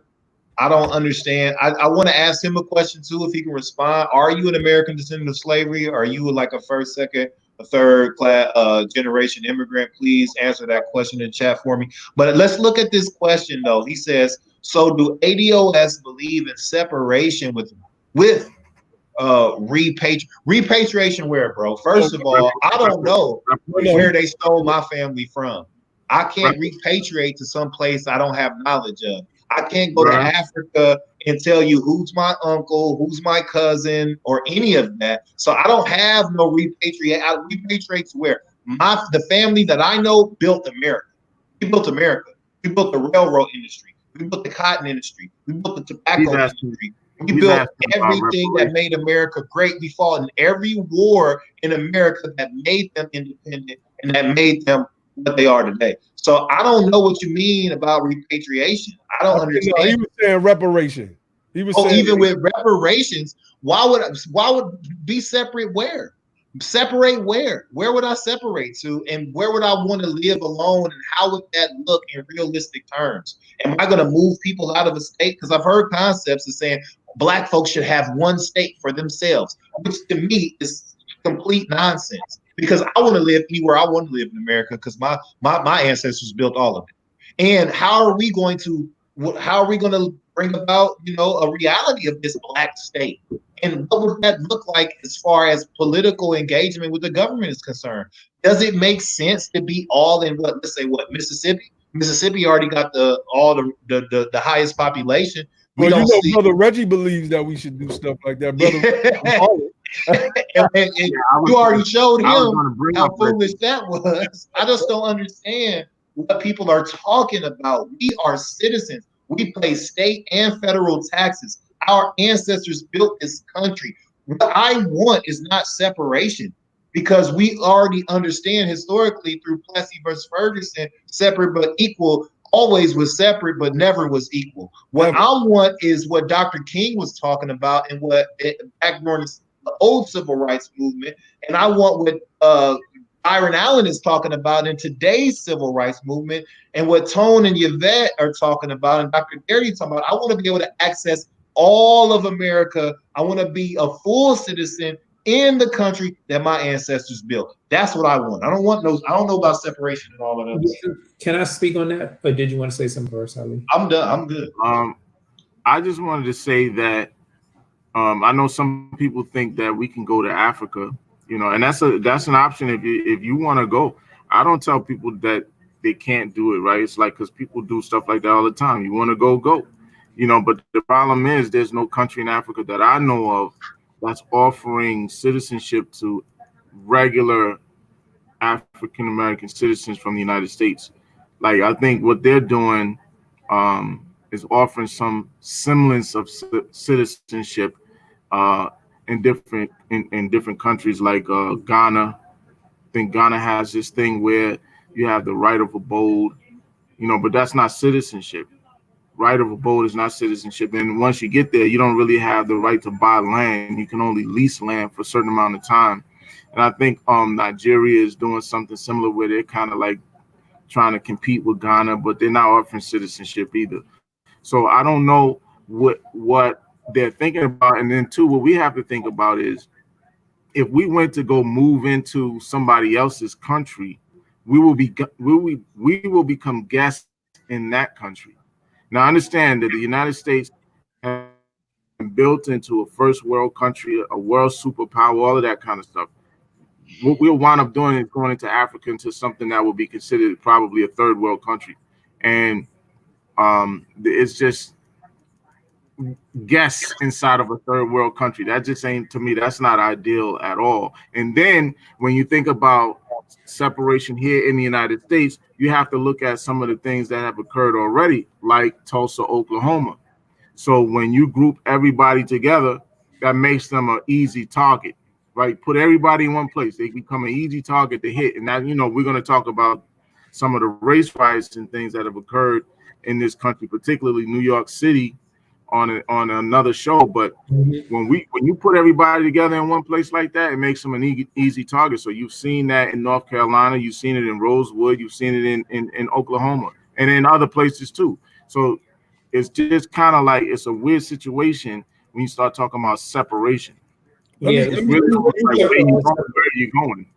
Before you go, Josh, I want to add to that real quick by saying the difference with us, let's just say we repatriated to one of these African countries and we got citizenship. Who was the LBJ that created affirmative action so that we could come over there and dip our hands in y'all's pot and then surpass y'all in the field of medicine and with various college, things where you have to have these college degrees? Is that available? Because my brothers just broke down how you only could go over there and lease land for a few years. You can't buy the land outright. There's a bunch of restrictions that we have when we go over there, right? That they don't have when they come over here. They could come over here and be very, very successful. So I want to address real quick before you come on. Let me go back to Brother Shezmu, Patar, Ammon's question. So do ADOS believe in separation with even in need to call themselves that, or reparation with integration? Brother, integration happened a long time ago. When we look through the lens of reality, of realism, of what's actually going on in front of us, we cannot discount the fact of what has already happened in the past. If you're asking a question, should ADOS separate once they get their reparations, then you could get an answer more directly. But your question is, so do ADOS believe in separation with reparation? I mean, I don't really understand what that means. If then you kind of frame it with or reparations with integration. And we've been integrated, brother. Yeah. You see, people like that, Brother Abbott, we don't. I think we should be done talking to him because he need to just listen. He need to really listen. And what I'm seeing from his comments is a lot of confusion, and he just does not. He has not done the work. He just really doesn't understand what's going on. And we can't. We can't take this 2-hour session out and just teach Brother Shizmu Patar Amin a whole reparations course. Go to ADOS 101, read that information, soak yourself in that, tune in to not only the Be the Power show where we giving our breakdowns, but get some Tone in your life, get some Yvette in your life, read some Dr. Darity. You have a lot of work to do, my brother. You are confused, and you can't be that selfish.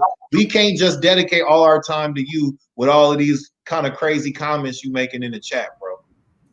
Yeah, I want to say too, and just to address, by the way, get that Dr. Darity book. It's called From Here to Equality, and I want to say to separation in integration. I mean, what is it? Reparations and separations. That's basically what he was saying. So think about this. Well, reparations will be trillions of dollars. Reparations, what we're talking about is a multi-trillion-dollar package, 10 or 12 to 17 trillion dollars minimum. But then, we still have to, to take that money and to be able to, now what that makes us is American. So it's the whole point is understanding separation. Like the reason why we're at a bottom caste is because they made us a bottom caste, so we don't have any wealth.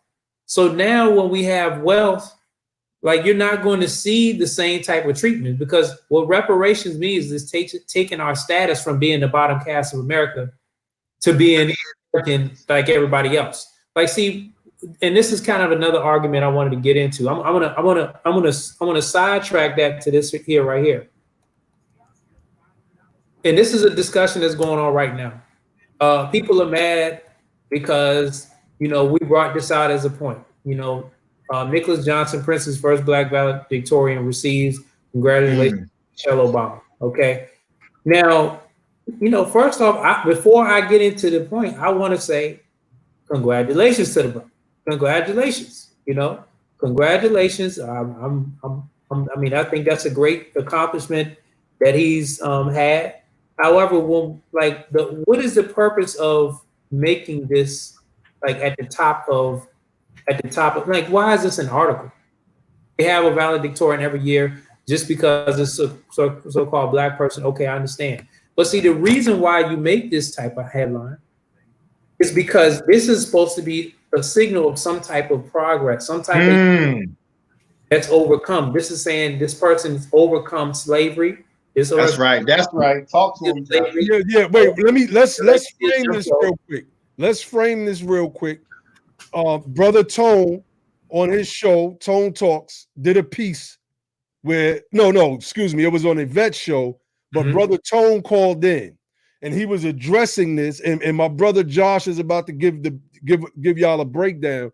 But what the brother Daryl Scott did was took this as some form of negative to show that ADOS is divisive instead of understanding it for what it is. So I just want to frame that for the people that's looking in. Go ahead, brother Josh. Yeah. So supposedly, you know, this guy is from he's from Montreal, but his people are from the Bahamas. So understand that Princeton is an American institution, and we know that most of these American institutions, as you can read in most books, they had their hands heavily in slavery and slave labor, and you know the money that most of the people who were on the decision-making positions of these universities historically were large slave owners. They got their money from that they started up and built their foundations with. You know, buildings are named after people. These people are all slave owners. A lot of them have come out and apologized for slavery, or you know, got some type of small-scale reparations program to help, you know, certain students or whatever. All that, you know, affirmative action was implemented. All this is because that's the legacy that those universities were part of. So the reason you make this article is you're trying to show a Herculean effort, like some type of progress that's happened where, you know, man, this guy came up from that legacy and a university that was built off of his ancestors, maybe laboring and getting all the labor stolen to fund it. And now this guy's the top academic achievement there. But see, that's just something that did not happen, you know? Exactly. That's something that did not happen. Now, again, is it fair that he's being used? I would say, okay, are you going to criticize us for criticizing them? Understand, we're not criticizing this young brother. I would say I'm congratulating him, but we're criticizing this publication because this publication, The Hill, right here, is the same publication that just had on this dude right here who was problematic, who's on here making these class-based arguments. Y'all go at and harass this dude because he's a problem. This dude, I'm trying to. Yeah, we're gonna get to him one of these days, y'all. That guy right there is Naeed Jelani. Yeah. If I'm saying his name correctly, we are gonna get to him one of these days. Yeah, because what he's doing is he's making all kind of class-based arguments. Basically, he wants to erase race. He wants to erase and get us to not talk about that at all. He wants us to, like Yvette said, to forget about the debt so that we stop asking for it and they don't have to pay it. Well, that's not going to happen. That's what we're here for. And I think a lot of people like the Daryl Scott dude and others, they don't even understand that, or some of them do understand, that they're fighting for class-based solutions in a country that was built on race. America was built. All of them, go back and look at the old documents. All of them admit that America built its foundation Once, I want to say something, Rick. You know who understood that? This brother right here, Hubert Harrison. I don't know if y'all can see that. Let me zoom in real quick. Hubert Harrison is known as the Harlem Radical. This guy came from one of the islands, St. Lucia, St. Thomas, one of them. He was an immigrant that knew the separation between race and class. He was a socialist. He is one of the greatest thinking minds that our people have ever had. And he understood his place as non-ADOS. He understood that his education and why he got it was because he wasn't born here in America. He understood his disadvantages. He was very critical of Garvey after a while as well. He called Garvey a megalomaniac and the other few choice words on top of that. So, you know, I don't understand how people are not looking at the history of people like that, for instance, and saying, whoa, because this is somebody that, this man right here is somebody that Cornel West spoke glowingly of. He called him one of the baddest socialists, and we know that Dr. Cornel West is in fact the socialist. That's why he supports Bernie Sanders. But this man right here wrote the book on quote unquote black socialism. So this is why I have issues with those of us who look at Bernie Sanders as the ideal socialist when we have a blueprint based on our ADOSness. And I think that we have to start looking into brothers like Hubert Harrison, who was educated in his home country, but came over here and fought for our people tooth and nail. The definition, the epitome of a true ally to ADOS. So we're going to close this out soon. I'm going to let everybody get their final words in. Brother Ali set it off. Then we're going to go to Brother Ware L, then Brother Josh, and then I'll close it out. Well, I think everybody did a good job tonight in breaking down some of the points that we raised, and going into the things that Professor Dow Scott talks about. We didn't really go into a whole lot, but some of the more important things we talked about and touched on, and just wanted to bring them to light and kind of like give our breakdown on it. I think we did a good job there, and I'm just glad to have been a part of the panel with you guys. The information on white crime in the United States was very important. I'm glad that we were able to get that information out to the people. Also, when I made the post earlier today, you saw the brother Maurice Hawk that was jumping on and trying to redirect it back towards the what about black on black crime thing. He deleted all his comments, so he ran them off, man. But in any case, so yeah. Now I think like I said to the brother Corey, we have to continue to bring this kind of information to people, because a lot of these racist narratives, we have to flip that stuff, man. We got to turn that stuff on its head, because it's been used to suppress us and oppress us for many years. And the fact of the matter is, a lot of the stuff they've been telling us is actually the opposite is true. So that's all, that's all I wanted to say about it. Definitely. Brother Ware L. Oh, peace, man. So I just want to end out with saying, we talked about the race problem, and Josh introduced some people want to make it a class problem. But what we have to remember is the guidance of one of the best minds, one of the best leaders, and one of the individuals who moved the needle further for us than anyone is Martin Luther King. You know what I mean? And he talked to us about the two different Americas. He called it the other America, right? So in the other America that is not dealing with ADOSness, where you're talking about the different ethnic groups of European Americans, also known as white folks, it's always and historically been about a class-based warfare and class-based politics in that America. But since the advent of America, it's always been about race for us. We can't even get into a class conversation or a class fight until we get out of and dig ourselves from underneath the avalanche of race-based crime and race-based policies that have cemented us on the bottom of America. Until we understand that, we will never be headed in the right direction. You understand? So I want to close. I was saying, as ADOS, it's all about race with us. It's not a class-based thing. It's always has, and until it gets fixed, will always be about race.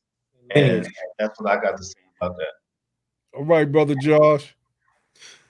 Yeah, I just want to piggyback. Yes, it's got to be about lineage. It's got to be about lineage. And I just want to say this again. Look, there's certain things that we're cleaning up. You have to allow us the space to advocate for us. Like anybody that before you give us opposition, you should go back and read the history. You have to read the history and understand like that if something is threatening our ability to advocate for what we need to be coming and being a bottom caste group, if something is threatening that, we're supposed to have the ability to fight against it. To like that's necessary. Like we're at the bottom, but y'all don't understand. I mean, y'all see this every day. The coronavirus is crushing us. Look, in 2008, when that crash happened, the results of that was we lost 53% of our wealth. And now the next crash is happening right now. And most of us didn't even really recover fully from the last one, if you recovered. And now we're going to get wiped out again. So what I want everybody to understand is if you're another group and you hear this and you are feeling some type of way, understand that like we don't have nothing against you. We're just trying to say, like, if you're here, you should be fighting with us. You should be fighting with us. Go look at our history and then try to say, well, is it right that I'm trying to keep them or step on them, even though their struggle allowed me to come here and find a better life for myself and my family? So again, like I just wanted to say, we're looking for allies. And if you're not going to submit to being, or if you're not going to commit to being an ally, we have to look at you as being problematic, and understand that if America does right by us, it's going to do right. It's going to be a better situation for you.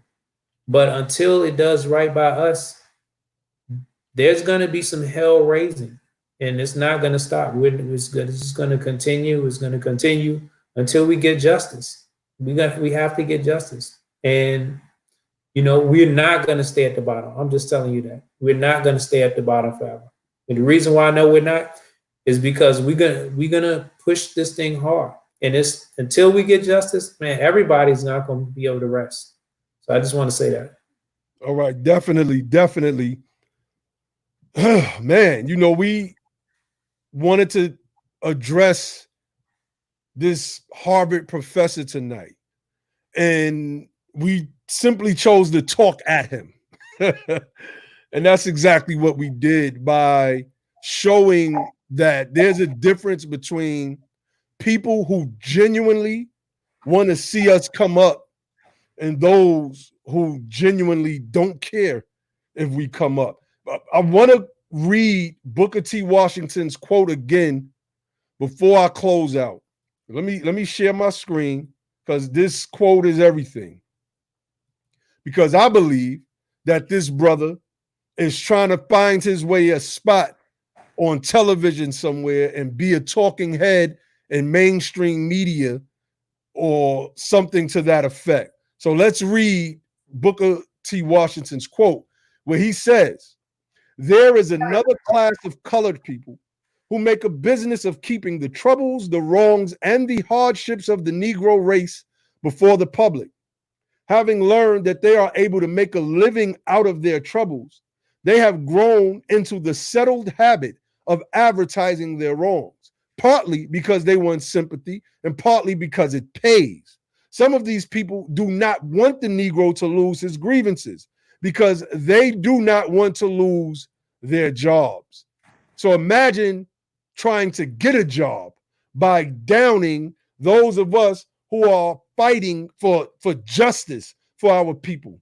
Everything we do and everything we say centers around justice. And a part of that justice comes through reparations. So when you have a college professor who's supposed to be a historian in Black history and Blackness, as it's called, or what we would call ADOSness, who purports to know and understand everything from 1619 up until now, going against our reparations claim with no sound or logical arguments at all, then we have to call people like that what they are. They are enemies to our cause. And they were back in King's time.